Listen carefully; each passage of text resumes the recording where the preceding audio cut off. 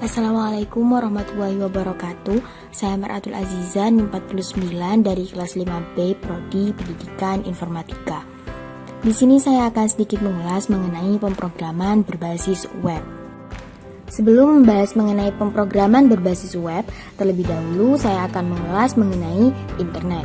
International Network merupakan kumpulan dari berbagai jaringan komputer yang saling interkoneksi yang mencakup seluruh dunia. Dalam hal ini, jaringan global dengan melalui jalur telekomunikasi seperti telepon, fiber optik, wireless, dan lainnya. Nah, selanjutnya apa itu pemrograman berbasis web? Pemrograman berbasis web atau World Wide Web atau yang sering kita kenal dengan WWW adalah suatu sistem dalam pengolahan informasi di mana dokumen dan semua resource berbasis web diidentifikasi dengan suatu alamat yang disebut dengan Uniform Resource Locators atau URL. URL ini terhubungkan antara satu dokumen dengan yang lain dengan hypertext, kemudian bisa diakses dengan internet. Meskipun demikian, tetapi bisa kita kembangkan secara lokal di komputer kita sendiri. Selanjutnya ada web server.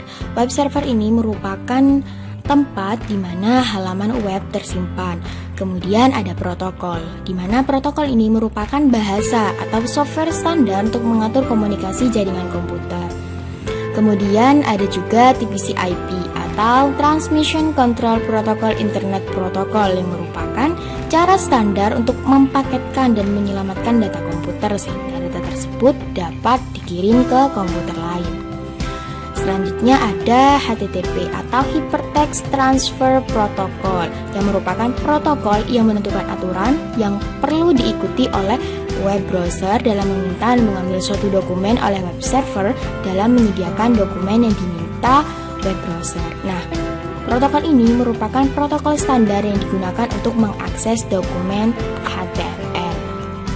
Selanjutnya URL atau Uniform Resource Locators yang digunakan untuk menentukan lokasi informasi pada suatu web server. Dapat diibaratkan sebagai suatu alamat yang terdiri dari protokol yang digunakan oleh suatu browser untuk mengambil informasi, nama komputer yang dalam hal ini server di mana informasi tersebut berada, kemudian jalur atau path serta nama file dari suatu informasi. Nah, di sini juga ada protokol transfer. Protokol transfer di sini merupakan protokol yang digunakan untuk pengiriman informasi di internet. Kemudian ada beberapa protokol transfer seperti HTTP, FTP, Gopher, News, NMTP, dan juga Telnet. Sedangkan DNS atau Domain Name System adalah suatu sistem penamaan standar komputer-komputer di internet dengan tujuan untuk mempermudah pengelolaan server komputer internet. Ada juga website atau situs web yang merupakan alamat URL yang berfungsi sebagai tempat penyimpanan data dan informasi dengan berdasarkan topik tertentu.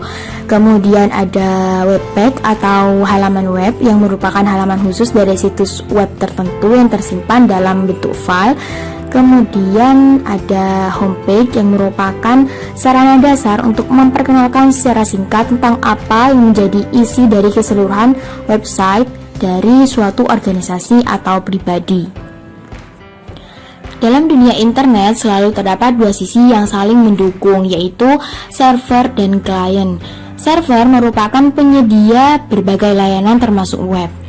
Layanan web yang ditangani oleh sebuah aplikasi bernama web server.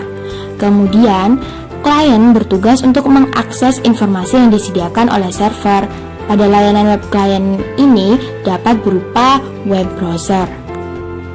Nah, yang terakhir web browser. Web browser ini berjalan pada komputer user, merupakan tool untuk melakukan navigasi di web. Dan yang terpenting, web browser ini dapat menampilkan dokumen web. Mungkin hanya itu sedikit ulasan mengenai pemrograman berbasis web. Kurang lebihnya saya mohon maaf. Wassalamualaikum warahmatullahi wabarakatuh.